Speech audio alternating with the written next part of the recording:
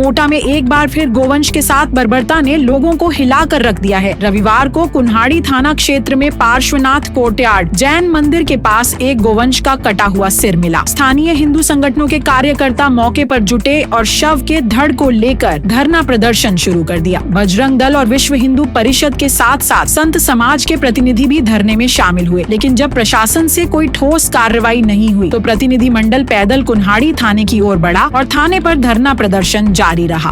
ये हमारे गौ माता का नहीं, हमारे परिवार का एक बच्चे का सर है। इसके हत्यारों को तत्काल गिरफ्तारी होनी चाहिए,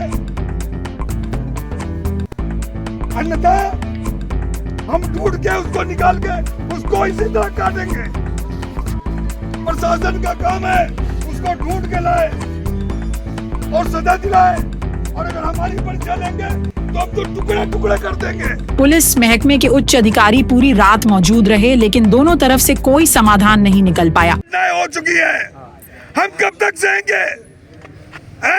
आप हमारे ऊपर जुल्म करेंगे, हमारे बच्चों को गिरफ्तार करेंगे।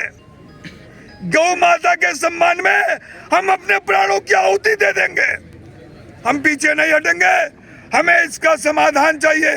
हमें हत्यारों को हमारे सामने लाओ, हम उनको सजा देंगे। स्थानीय कार्यकर्ताओं का कहना है कि पिछले 15 दिनों में 3 से 4 बार गौ माता के कटे हुए सिर मिलने से वह गहरे देखिए, ये अभी का मामला नहीं है, पूर्व में भी इस प्रकार के मामले आते जा रहे हैं। अभी का मामला ये है कि एक छोटा सा गोवंश उसकी गर्दन काट करके पूर्व की भांति सड़क पे पटक गए। अभी कुछ दिन पूर्व में भी नयापुरा में भी ये घटना हुई थी, कुन्हाड़ी में फिर पूर्व में भी ऐसी घटना हुई थी उसी दिन।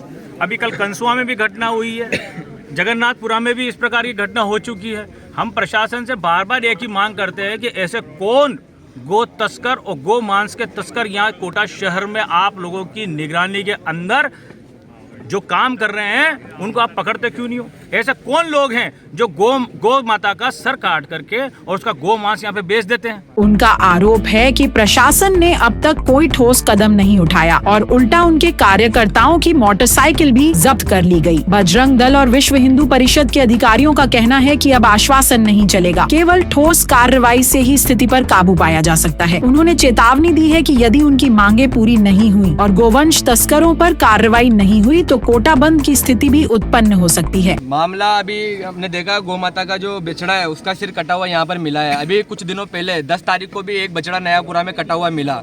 इसके पहले अभी कल की ही घटना है, हमारे डीसीएम के तरफ एक कंसुआ में एक गौ माता के बछड़े का कटा हुआ सिर मिला है। आए दिन ये घटना हमारे सामने आ रही है। ये कोटा का माहौल खराब करने का कार्य किया जा रहा है। इसके पीछे जो कोई भी हो, चाहे हिंदू हो या चाहे मुस्लिम हो, वो सामने आना चाहिए और उसके ऊपर कड़ी से कड़ी कार्रवाई करनी चाहिए। मेरा एक सवाल है आपसे, ये सर किसको मिला? ये सर हमारे कार्यकर्ताओं को सूचना मिली थी। यहाँ के जो अंबेडकर प्रखंड है हमारा गिरधरपुरा के कार्यकर्ता है, जिनको यहाँ पर सूचना मिली है। हमारे महानगर कपिल जी गौड़, जिनका हमारे पास में फ़ोन आता है और हम तुरंत यहाँ पर मौके पर पहुँचते हैं। तो लगभग सूचनाएं किस किस को मिलती है?